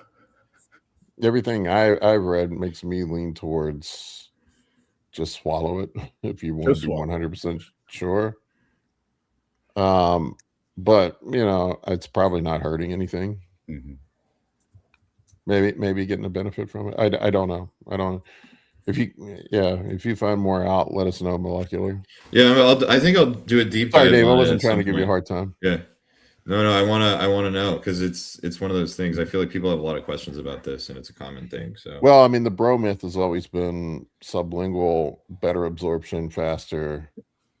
Run it sublingual. That's always been, shit that goes back 20 years. Mhm. I remember people talking about sublingual Anavar back in 2005 on the boards. And I've done it both ways. I don't know that I've ever noticed a difference. Sorry, Dave. yeah, I so wasn't at least for trying to give you a hard testosterone time. cyclodextrin, it's about two times as strong as oral. So there's that. Anyway, next question. Okay. Rob thinks we missed his second question, but we didn't, Rob. I read it, but I think there's a question here. He says he'll use Retta. He's chubby. All his other blood work's fine. No ED. Motivation is mid. He took testosterone last year and it made him watery and his HTC climbed. I didn't see a question here. So it would be hard to know what was going on last year if we didn't have other blood work at that He time. needs to get a consult with one of you guys. Yeah. He Well, needs if to- he's chubby, then his aromatase Aromatization is activity going to be be higher, right? higher, and then he's going to have more water retention. So there may be a need for controlling aromatase. Anyway, there you go. Got a couple of member questions too. So the first one was from Anthony. He said, just saw a video from Josh Holyfield about the R word affecting GH dosage and timing due to delayed gastric emptying. How important is taking GH fasted? Not. What What? in the world? Yeah. He watched a podcast with somebody else who said Retta affects your GH dose timing because of delayed gastric emptying. How important is it to take it fasted? It's not important. Was this oral GH? What are we talking about here? No, he's talking about when he That's injects GH, does he need to have be fasted, basically? No, But it's how's that- not going to affect anything at all. It's going to be directly injected right into your system, and Mhm. it's going to work. Maybe if he's wondering if the R word, if that's allowing glucose to hang around in the bloodstream, if that's going to counteract when you inject GH, if now you have more glucose in the system at a time you wouldn't Making you be more insulin expecting resistant. it. Yeah. I would just assume that no, it shouldn't have affected it at all. The Growth hormone gastric should- emptying from the GLP-1 isn't an acute thing, right? It's It's chronic. more, Yes, yeah, part of the. It's literally the design. Yeah. yeah. This is my design. I think I watched this video. I think it was a GH video by Josh, and I think he was talking just about GH I don't know in who general, that is. and he raised a question about if you're the type who is using the GH timing throughout the day to try to time your insulin response, that Yeah. it may have some adverse effect on that, but nobody does that anymore. So No. Oh, a lot of people do it. Yeah, I wonder if this is coming from the world of peptides, where like so many of the tesamorelins and all that, they're always talking. I get the impression this may be coming from that angle of the secretagogues that always are recommended to be done fasted, versus exogenous GH, which Really doesn't matter, There yeah. it is. You don't have to wait for the pituitary to like be driven into producing more. Maybe that's the angle. yeah, I don't want to hammer on Josh. He puts a lot of good peptide content out there. I'll Yeah. look 'em up. It's probably would only affect it, like you say, Mike, on a very small, minute level. I really wouldn't split hairs and look into it that far. Yeah. But check your glucose too, because at the end of the day, that's actually what I would be worried about is driving my glucose levels up over time is really what I'd be worried about. But I don't think that's the case. Yeah, with GH, I think if like for our population, it's not a huge issue generally speaking with the insulin resistance thing. It better not be. Don't see it too often. If you're lean and doing everything you should be doing, it's usually not gonna crank you up to pre-diabetes mode. But that being said, if you're using GH and you're overweight, and you can get yourself in trouble pretty quick there. So. All right. Right. The other member question was from Marty. Paul, are you going to make shirts? If not, I'll print you some. I make linoleum boards. And make Here's my problem with merch. It is high work, high overhead, low profit. And those are three things I don't like. Work doesn't pay very well. More work, more overhead, low profit. Those are three things I don't like. Make them and ship them for him and everything, and eventually we'll twist his arm enough. If you want to do it, go for it, man. Actually, we did, but we gave them all away. That's right. We did at the Arnold. Had some, Yeah, we did like 500 tanks or something, and Paul didn't sell them. He just gave them away at the Arnold. If I could get in a Arnold. situation where I didn't have to spend any money, spend any time, and just get a little cut off of something, that would be ideal. But until that We'll figure happens, something out. Yeah. The funniest part of those shirts at the Arnold was the woman in the electronic wheelchair who was like 350 pounds wanted one, even though we only had like small sizes left. Oh, she took it anyway. She didn't even care that this was a shirt that would not fit her that said anabolic bodybuilding when she is choosing a motorized scooter to walk. That. Free t-shirts. Yeah. People love, man. People love free t-shirts. Do you have any other sizes? I'm like, no. You can wear it as a sock. Yeah. Yeah. She took it anyway. I'm like, okay. Free stuff. I mean, I take it too. I like free stuff. Yeah. People at the Arnold are insane. Oh, okay. Yeah, somebody said Josh wasn't talking about GLP-1 having an issue with. That makes sense. He's talking Gonzo about- was right on. There it is. Yeah. Okay. Yeah, that makes more sense. I've answered variations of this question like a million times. There you go. That's Okay. as have we So, all, I'm sure. Context matters. Well, that HGH video that I was talking about is fresh. I think he just dropped it yesterday. So It's fresh on people's minds then. Look 'em up. I like Josh's. All right. We got another paid question from Mega Anarchy. Oh, sorry, Paul. I would say I didn't know who Josh was. I just gave him a follow, so I'll start following him. I'm so bad. I don't pay attention to anybody else that does this on social media. Literally, no one. Well, Tanya's got a fun one up. They found my cell phone. while I was in the shower. Oh yeah, looks like a brick Yeah, well, it is. I mean, with buttons. yeah, it's 800. What is it? 891 grams. Jeez. Yeah. That sounds. Oh my god. All right, sorry, Amy. All right, look at this paid question from Mega Anarchy. Wants to know low dose trend at 25 to 35 milligrams. Any better as compared to a bump of 200 milligrams of test to your current cycle, or how much of a bump would be equal? I mean, They're different compounds. They do different Yeah. things.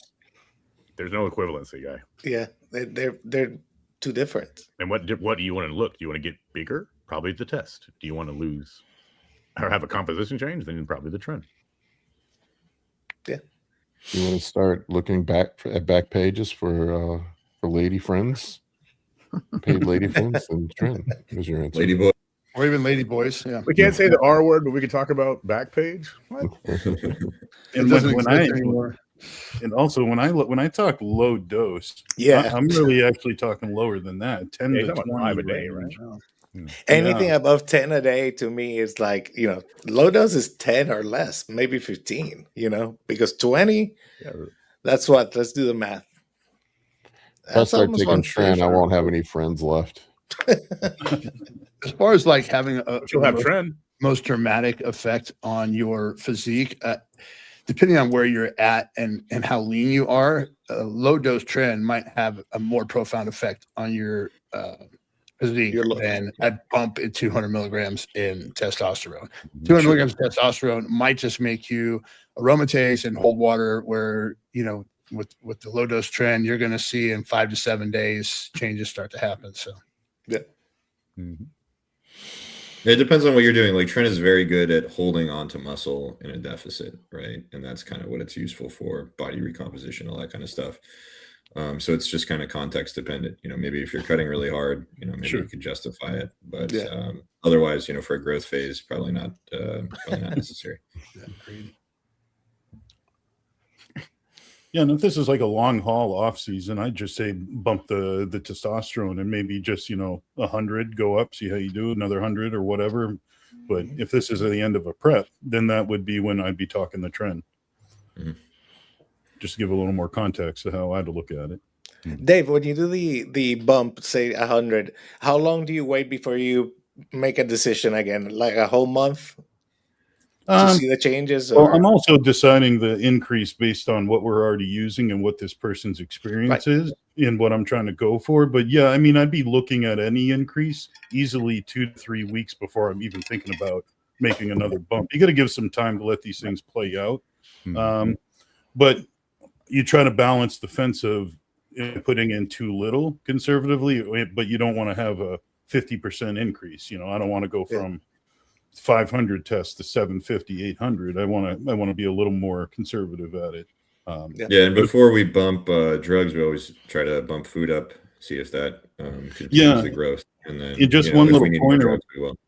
Yeah, one little pointer I look at is that's where I'm really looking at the physique rather than the metrics of numbers too sometimes. So like if I feel somebody's physique is looking really clean and we're hitting a stall on a growth phase, let's say, that's where I'm definitely going to lean towards food. It sounds like, and it looks like all we need is more food to keep things moving along. If we're getting a little messy, but the scale's slow to go up, I might just try the androgen route and hope that might clean things up or give it a little bit more of a push forward before I bury us and make us look shittier with more food, if that's actually the wrong call.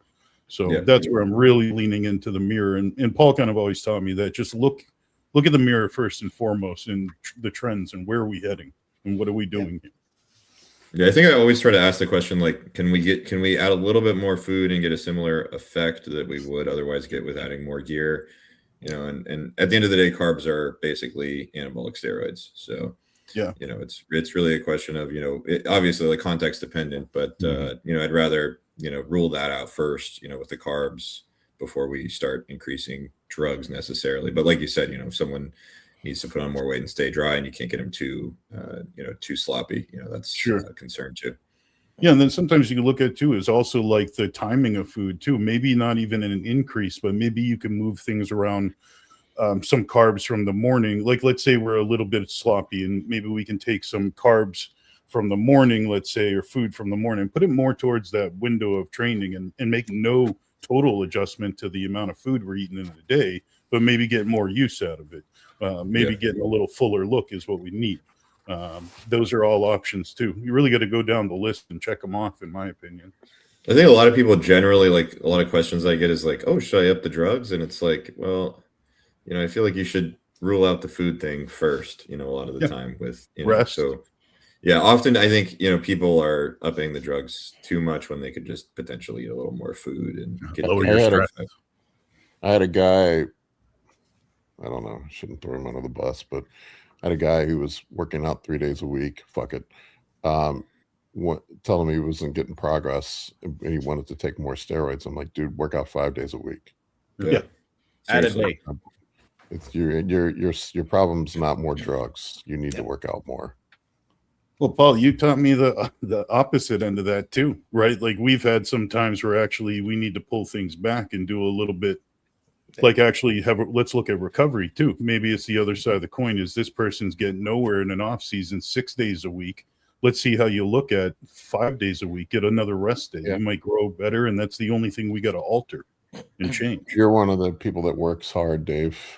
There are a lot of people that don't. Try. I like watching Yeah. Dave's videos the most when it's workout time. Thanks. There Like I are a handful of people where I got to monitor them to make sure that they don't do too much. I would Yeah. say that's I like, love those people. Oh my God. yeah, I'd say that's like 2%. Yeah. I believe Well, it. if I could people give one other quick example, it'd be like, you know, Jackie, she used to do 6 days a week for like the first 4 years of her training.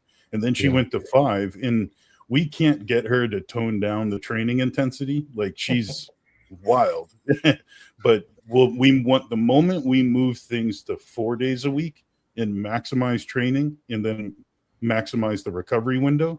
She got more out of everything. The food went further. The training was even better and more recoverable. So there's something to be said at looking at all those other levers before we go to the forceful one, which is the gear. More drugs work, but sometimes the answer is other things. More drugs Less work, stress is assuming you're better. doing everything else right. Yeah, Yeah. I mean, it's the way I look at it. You get the three knobs. You've got drugs, training, nutrition, and I usually start with the training and nutrition first. Usually nutrition's the issue with most people. Most people aren't following a diet. Yeah. You Well- get the diet fixed, and then things start moving. That's just hard because, you know, you can train and focus intensely for an hour and a half at the gym, and then you're done, right? But food is mean, all day, every day, man. Look at you, Gonzo. What has changed in the last year that's gave you the leap forward? If I had to, Going on a real diet. Food. So food is 100% what changed everything. I would say if I have to pick one, food, the right training volume and understanding recovery. But food, the carbohydrates are the key. I think Molecular put it right there. Like carbs are fuel, and understanding. Well, I how that keep works. seeing, not to throw Menno Henselman's under the bus, but he keeps posting these things Well, he about sucks. studies showing that carbs don't grow muscle. And I was like, the recent one was like 50 grams of extra carbs pre-workout didn't add any muscle. And I looked at the study and it was a 6-week thing. I'm like, what the fuck is 50 grams going to do? Yeah, In pretty 6 good. weeks. Eat 6 500, weeks. eat 500 for 4 months and check back in with me and let me know. He's about as clickbait as you said. Look at absolutely anybody on the Olympia stage and ask them how many carbs they eat a day, and then tell me that carbs aren't anabolic. Yeah, carbs are steroids, literally. I mean, Yeah. that's the way I'd see it. You know, Yeah. basically, It's it's fuel to very build. similar. Increase Without the side glycogen synthesis and increase them, GLUT4 transport, lowered AMPK, increase mTOR, increase IGF-1, more insulin. I mean, all these things that are important for growing. Yep. Direct insulin response. hmm Absolutely. All right, Yeah, well, I mean, you're a hard worker, Dave. You and Jackie both are. Appreciate it. It's easy to work. It's easier to pull people back than it is to push them forward. I found that to be generally true. 100%. I don't Yeah, run w- into people like that. Very often. Overachievers, the trick is to keep them from hurting themselves because they do that much. You know what I mean? Because Well, they there's a wanna go reason that- why you both are having the success you guys are having, because you guys push. Because There's they such a hired line in Paul the as sand coach. with people. There's two kinds of people. It's like there's the overachievers and the underachievers. And the overachievers, you have to tell them to relax, and the underachievers, you have to tell them to work harder. You know, That's right. It's always that Yeah. way. Well, Yeah, there's I'd one say- in the middle that's trying to outsmart that all the time, though. Yeah, that's a The science bro. overthinker? The overthinker. That's The, good. the, Yeah, the, Bodybuilding science-based stuff intellectual. Yeah, there. The science ba- Well, if I the osmolarity of my intra-workout shake, yeah. I'm like, bro, just fucking eat some food, Yeah. lift some weights. Yep. All right. Sorry, I'm in rare form today. Well, thanks. You I'll need, take you the need compliment, food. Paul. Maybe you need food, Paul. One more. All right. Yep, we got another. Well, before I ask this one really quickly, Dave, someone was looking for the link for the shirts on your Instagram and can't find it. So maybe you can. Yeah, drop I the link to messaged them. So just DM me. I don't have a link up for like a store. So just anybody that wants any of that, just DM me and Jackie or I will get right to you and show you what Oh, we you got to got. get a store up, dude. You got some awesome merch. Yeah. Yeah, Shopify's you easy, really bro. do. I know. I just put it on the pile, throw it on the pile. Just, man, you're making I that bank, man. Just pay somebody to do it. I There you know. go. How All much right, is so we- 100? What is this? 100 drachmas? How much money is that really? I have no idea. I haven't been to Greece in a while. 7 cents or something crazy, right? Is that a drachma? I'm just being Assuming I Greece. think it's a I don't know. rupee, is it? Is it? I'm not sure. No, that one's not Ruby. A Ruby. Yeah, might be drachma. All right. What's the lowest? Go ahead. Yep. Wants to know what the lowest trend dose per week would be that is effective and the shortest duration you could run it to get body recomp in the off, I'm assuming, season. I don't know. We all have our opinions. What? 10 milligrams. for 700. me. No, no, low dose. He said lowest even. The lowest. Yeah, I'd be say effective. 10 if I had to. A if I had to week? guess. Oh wait, per week. So then 70. Yeah, 70. I was going to say 70 at 4 weeks. You'd be surprised at what you'll get out of that if things stay consistent Mhm. around you. Yeah, I mean, you can clean up a physique just holding at a maintenance level for food at 70, Mhm. not even 4 weeks. You'll start seeing by week 2, you're going to be like, wow, things are looking different here. They're giving humans like 25 every week, basically, with the parable and stuff. So, Mhm. Yeah, I know. pretty I've well. heard Steve talk about 30 milligrams. a I week. think that'll make a difference. Yeah, 30 milligrams a week will change. Oh really? 30 milligrams? Even that low? Okay. I'd imagine it would. I just never tried that low. I mean, it won't be nuts. Like, it won't be obviously like nothing crazy. right, but, sure. but I think if Just- you want the minimum amount of side effects possible, you can go all the way down to 30, 35. And Yeah, you're getting the glucocorticoid inhibition, which is what you Yeah. want at that dose. Yeah. yeah. You think it's a possibility that that sleep would be affected even at that low dose? You I think it's going to be different from everybody, but I can tell you that I've noticed with prepping a lot of people that if you stay under 140 a week, you'd be surprised how many people don't have many issues. And you don't even have to get close to that too. Like I've put in very conservative amounts to see what happens and heard nothing about sleep quality dropping off, recovery change, so. Yeah. But then again, there's some people that are quite sensitive, like myself, to it. I think Paul could say the same too. I think you've mentioned Yeah. that, Paul, that there's Worse, no real man. good dose. There's no dose that doesn't make me. I honestly, I like blood work. Everything's fine for me. It's just the sleep. I can't fucking sleep on it. Yeah. My So- experience so- though is then within a week or 10 days, all the side effects you get when you first start trend are pretty much subside, at least significantly subside. Yeah. It takes that good 7 to 10 days to transition time. Hey, For man, I need to get with you, molecular, and you can fix my sleep. Oh, I know how to do it. I've Yeah, I can do solved it. We've solved the sleep issue. All right, well, Nice. solve me, man. So I can take some trend. Yeah, it's really just limborexant. That's all it Limborexant, is. yeah. That's all you have to do. And maybe some guanfacine. Block A2, get the orexin receptor right, and you can pretty much, most people can sleep on even pretty high doses. I guess No, Paul right- wants to dance with the devil's nectar. I I mean, I guess. want to take all the trend, but I can't. Molecular, you should write it up and make a quick ebook, dude. That'd be a Yeah, great sell. I'm gonna put it in the video. I've got like a bunch of ancillaries that we can use to reduce the neurotoxicity. We got memantane, we got minocycline, we got intranasal calcium channel blockers. Don't try the oral version. We've got allopregnanolone, lemborexant, guanfacine, all that kind of stuff. So, what's your stance on the GABA stuff? That like everybody, I know Josh has kind of taught me that GABA is not really the best thing to go to for sleep. But what's your thoughts? I mean, I've heard everything about how like negative your anxiety can get on the following day. Like some people are. It depends on how you modulate GABA. If you do it with a benzo, you're going to get yourself in trouble, obviously. But sure. Sometimes the like direct GABA use.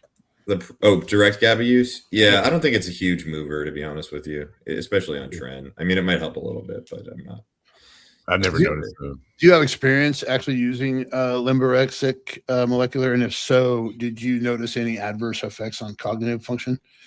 Yeah, it makes you a little groggy in the morning. But typically if you take it on an empty stomach the night before, it's in and out in 8 hours, almost exactly. The pharmacokinetics, the way it disassociates from the receptor is pretty amazing.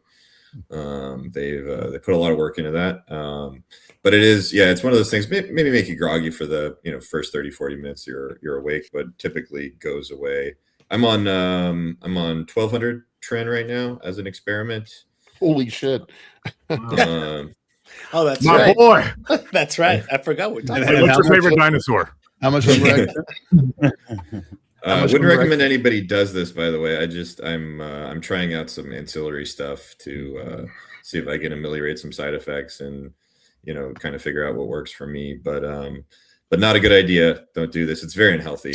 Don't do this at home, kids. Tren is the least healthy thing you can inject as far as steroids go. I remember before I knew what the fuck I was doing back in early 2000s, I remember like my very first time running Tren, I was running 500 mgs a week. And I remember getting like it was like 4 or 5 days into it, and I thought I had the flu. Like I just had a fever. I was like, holy shit, what is wrong with me? And like a week later, I looked like a Texas road map, man. My body was covered in. I was like, holy fuck. Couldn't get my pee hard though. So there was my sleep is pretty good. My mental state is pretty good with the allopregnanolone. The only downside is that I'm basically like sweating all night. But you seem chill for being on 1200 milligrams of Tren. Yeah, I feel pretty chill. Yeah. Let me ask you one quick question though. And I say this with love, not in a mean way, but why would you do the experiment at a dose that's not really comparable to what we would want to see? Like, not many people are really running 1200. I mean, there's some people that push the doses of Tren, but wouldn't you think it'd be better to run, that 500 range, which is at the edge of like high for most guys? And, wouldn't that be better to find a protocol for that? I mean, 1200, like you're going to blast, you're going to have to really. I was at 500 for a while, and I didn't have any issues. And I just kind of wanted to make it as bad as possible to see how kind of get as much signal as possible. He was looking for the effects. Yeah, I want to see how bad I can make it. Hey man, it makes for good content. Yeah, well, I'm not going to make a video on it because I just don't really want to like encourage people to do this. But and obviously, like it's not out safe there now. to do. Yeah, now everybody wants that video, so it's not safe to do. It's not something that's gonna it's that just because I can ameliorate the mental side effects and the neurotoxicity potentially doesn't mean that like I'm like it's healthy by any stretch. Oh, because it's still Alvaro's toxic. Alvaro's going to call this video 1200 milligrams of Tren, right? I feel like there's That's 1200 milligrams. What are you doing to mitigate the neurotoxicity molecular? I'm using an intranasal CCB that I had compounded by a friend. And I'm also taking a very low dose of minocycline for the microglial reduction in inflammation in the brain, which is like an antibiotic. It's a doxy offshoot. It's like doxycycline, similar. Yeah, minocycline, similar to doxycycline. Very low dose. And I'm taking memantane as well to stop the glutamate toxicity. That stuff usually shows up, when you've been running it for a month or two. So I'm gonna ride it out and see, if I start getting stupid or not, and that'll be kind of a good piece of information there. But we'll see how it goes. I don't know if it'll completely ameliorate it, but right now the mood is pretty good, the sleep is pretty good. So Stupid like dating strippers stupid, or stupid like lower IQ stupid? Lower IQ stupid, yeah. I'm a faithful boyfriend, but Although both of those things are a possible side effect of Trin, along with divorce. Yes. So your research on limborexant, you what did you think of some of the long-term effects on cognitive health? I don't really. I haven't noticed a difference. I think it's definitely better than taking a benzo every night, or these other sleep drugs. A lot of people are taking what is that drug? The histamine antagonists, those kind of things. They're just not really a good idea. But yeah, I wouldn't take it all the time necessarily. I wouldn't take it year round. But while you're on Tren, I don't really see a problem. It's not going to be like a long-term thing. I did a pretty long cycle of 600 milligrams of Tren and took Ambien the whole time, and that's horrible. I literally thought I got Alzheimer's. So yeah, it'll mess you up. Yeah. And not to mention, coming off of that stuff is nasty. It's just you don't want to mess with GABA if you don't have to, with specifically with those drugs. Yeah, I cried into my pillow for like 3 weeks straight. Jeez. Oh, man. Yeah, Limbo is a much better option. For sleep. You don't build any tolerance to it. That's the other nice thing. You don't have to keep increasing the dose. It just works. Do you have any digestion issues with those dosages? Yeah. I feel pretty sick all the time, but I'd imagine so. Yikes. Heartburn. Yeah. A lot of acid reflux. Just I feel unwell, but I don't feel unwell mentally. My body feels incredibly unwell though. Gotcha. Can I do the tennis elbow question real quick? Oh yeah, go for it. Sure. Yeah, because I won't be here next week. Always. Evolved Trades. Any tips for tendon pain / tennis elbow? Perfect. So this applies to all tendon issues. So tendons require load to heal. So it is a tendinopathy. So it's not a tendonitis. So there's not inflammation. The tendon's degenerating. So those require load to heal. So it is a spike in volume, usually is what precedes it flaring up. And then it is a grip issue, a shoulder issue, and or a neck issue. So the things you could do to load the tendon is isometrics or your get out of jail free card. So we start with isometrics. That'll pump the water that's out of the tendon, load it, interfere with pain signals. Then you go to slow negatives, right? And it could be resisting or doing that. I will have folks then, as soon as we can, implement blood flow restriction because it's a way to speed up healing and you could still train the arm. So I use blood flow restriction to make bodybuilding workouts harder. It's not just for rehab. So that'll also blunt your pain signaling to help you get through a workout. Just be mindful tendons have a warm-up effect. So it'll feel better in the workout. Then when it cools down, it's going to be painful. So you got to be smart about it. You could do things like using wrist cuffs versus gripping stuff. And then you want to, the research says finger extension doesn't matter, but I say BS. My folks who actually, once they're able to do the good old fashioned rice bucket, they rarely ever have it return. So tennis elbow, usually it is a vicious cycle because people don't load it to get it to heal or fix the issue. Tennis elbow resolves on its own in a year. I ain't waiting a year for that to get better, right? That's ridiculous. So you could voodoo floss, that would help. You could use a spoon or butter knife to mimic scraping tools, and then a lot of isometrics, slow negatives, and then I'll do BFR. In terms of treatment in office, I want to make sure the neck's moving well, especially making sure there's no pressure on the scalenes. I do a lot of dry needling. It's pretty painful, so I only do it if somebody can handle it, where it's called periosteal pecking, where you're taking the needle and you're repetitively slamming it where the tendon attaches, right? So it's very painful, but man, it works. And then I'll combine blood flow restriction with shockwave therapy. I have a laser that makes shockwave work better. And then we could even use dynamic tape, not KT tape, rock tape. That stuff's trash.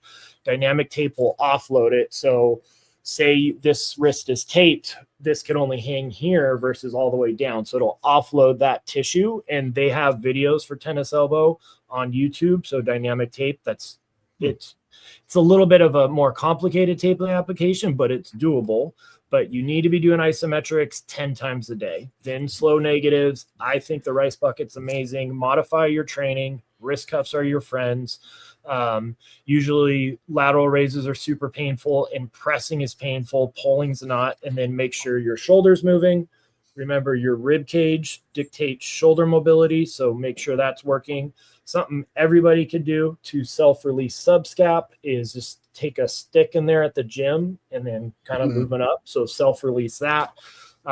Something easy for the rib cage, lie on your side. This helps posing. So like Mike, do this for yours that we were talking about a little bit. Lie on your side, everything stacked with the foam roller right at nipple height. Breathe in through your nose, blow up birthday candles. That'll get your rib cage to expand front to back so you could move better. So that dramatically improves posing because you'll be able to get another 2-3 inches of width on a side shot.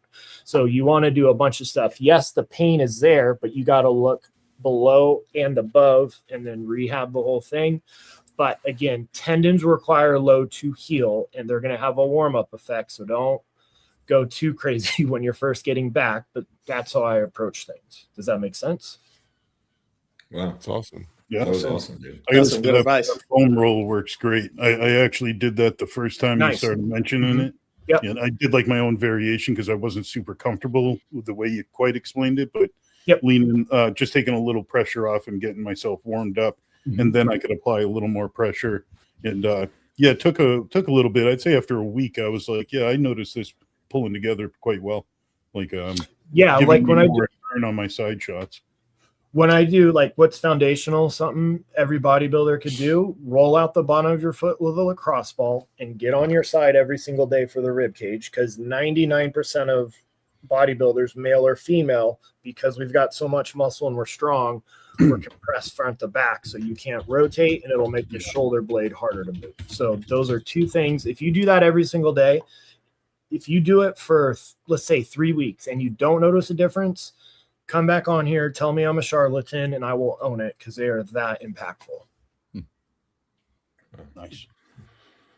Yeah, good advice. I could finally hit a side tricep shot after that in the off season. Nice. Yeah, it's crazy how much it works for the side shots. So Yeah, and it's Yep. comfortable. I don't feel like I'm ripping myself around. Yep. You know.